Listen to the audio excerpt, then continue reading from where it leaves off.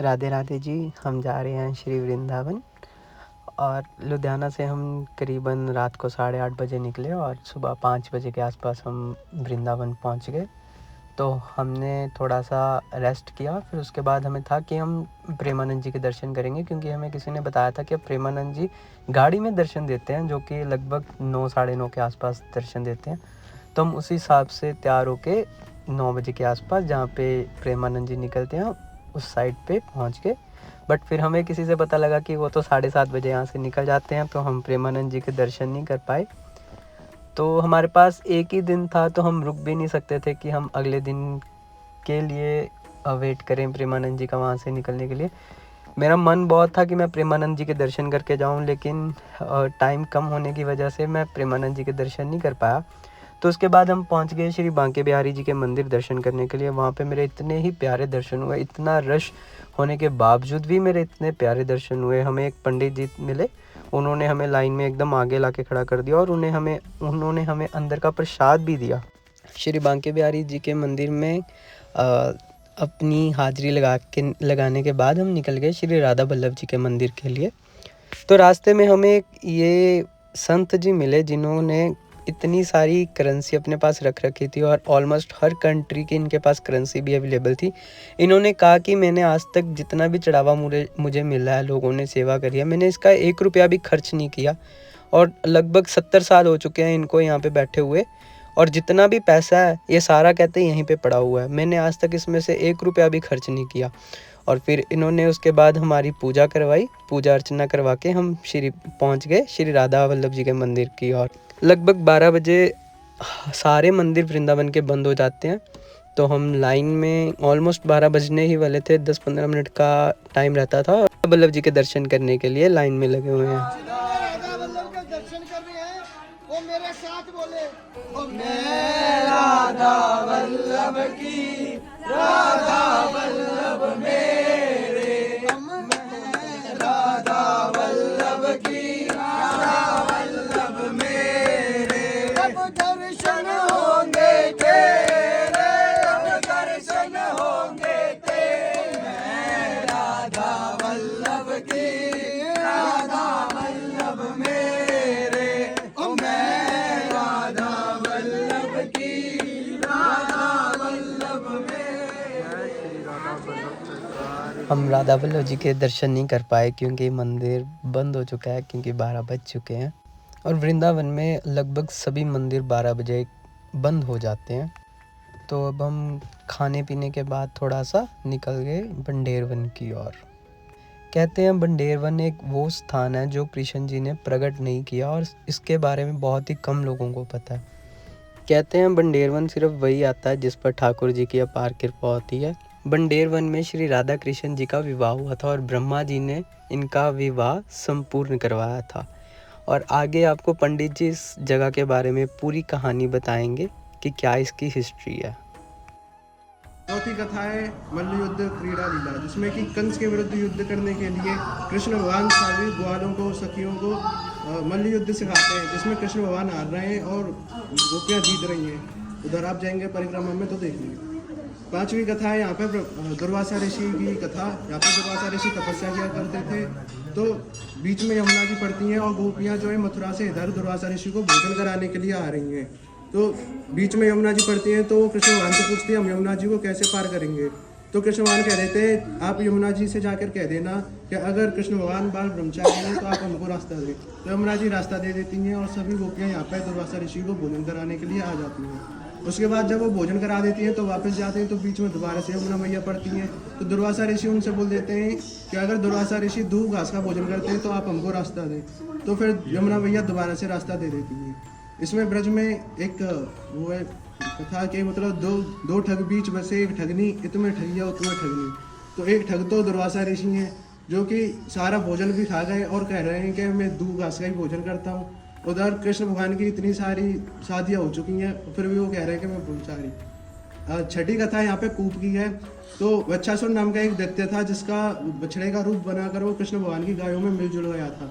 तो कृष्ण भगवान ने उसका वध किया, उससे उद्धार किया है। तो कृष्ण भगवान को गौ हत्या का दोष लगता है, जिससे मुक्ति पाने के लिए वो अपनी वंशी से इधर कुआं प्रकट करते हैं। तो कुआं में जो है सारे जो तीर्थ हैं उनका आह्वान होता है, कृष्ण भगवान उसमें विराजमान हो जाते हैं, जिनसे उनका गौहत्या का दोष जो है वो दूर होता है। बाद में वो सभी ग्वालों को सखियों को भंडारा देते हैं और भंडारे से भांडीरवन हो जाता है। इसकी कथाएं जो है वो गर्ग संहिता में मिलती हैं, ब्रह्मवैवर्त पुराण में मिलती है। ब्रह्मवैवर्त पुराण का कुछ सार है जो कि है इस तरह के, एक झाड़ी के नीचे राधा कृष्ण बैठे हैं, आपस में प्रेम वार्तालाप कर रहे हैं। तो कृष्ण भगवान कहते हैं कि अगर कोई भक्त कुएं से स्नान कर मेरा दर्शन करेगा तो मेरे लोग गोलोक को प्राप्त होगा। अगर कोई भक्त यहाँ पर बैठकर माखन मिश्री या मधुगरी का प्रसाद अपने मुंह से खाकर मेरा दर्शन करेगा तो वो जाने अनजाने सारे पापों से मुक्त हो जाएगा।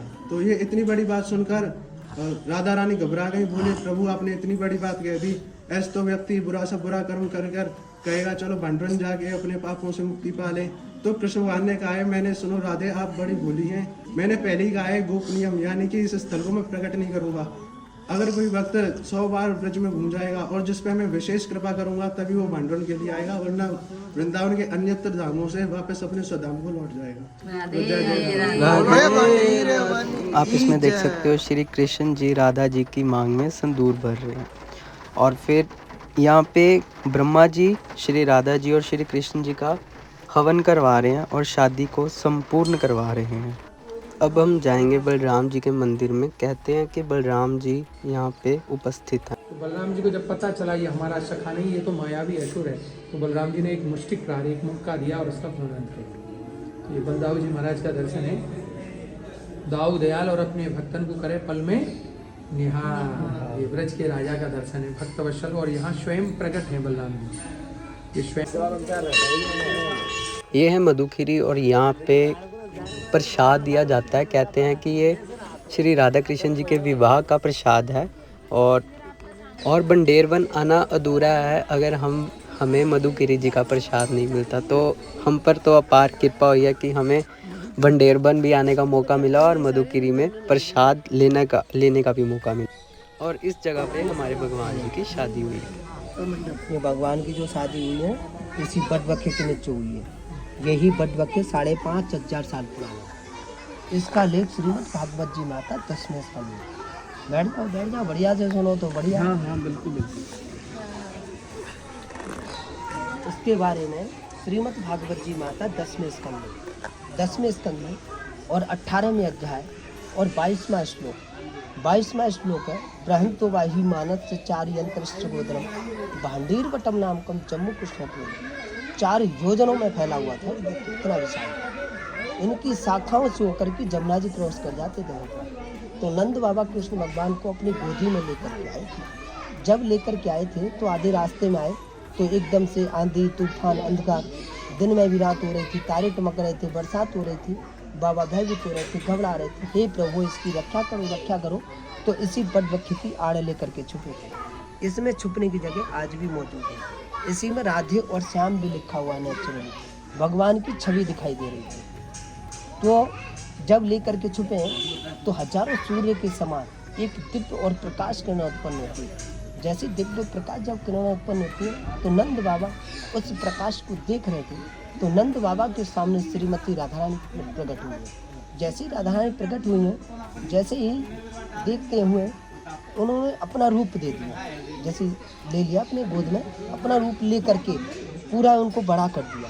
बड़ा करके नंद बाबा बोले कि लाली मेरी 9 लाख गाय हैं, मैं उनको संभाल लूँगा, तू ऐसा करियो लाला पहुँचा के आइए वहीं यशोदा मैया के पास। ठीक है बाबा आप जाओ। तो जैसे ही चले गए जैसे एक दूसरे को श्रृंगार कर रहे थे, श्रृंगार करते करते ब्रह्मा जी पहुँच जाते हैं। अब ब्रह्मा जी कहते हैं कि हे देवी आज मेरा वो समय आ गया है, आप दोनों का मिलन कराना। तो अग्नि को प्रकट करके इस बटवृक्ष को भी साक्षी करके दोनों का मिलन करा। जैसे पिता होता है ना, अपनी बेटी का कन्यादान करता है, स्वयं ब्रह्मा जी ने कन्यादान किया। आज भी वही वक्त यहाँ पे आता है जो राधा रानी की कृपा हो गई और राधा रानी के समय उपस्थित होगा। जैसे किसी रूप में, जैसे पेड़ पक्षी कीड़े मकोड़े पतझड़ बन करके देख रहा होगा, वही वक्त यहाँ पे आए। ये राधा रानी है, कृष्ण भगवान है, यहाँ पे गठबंधन है, जय माला है।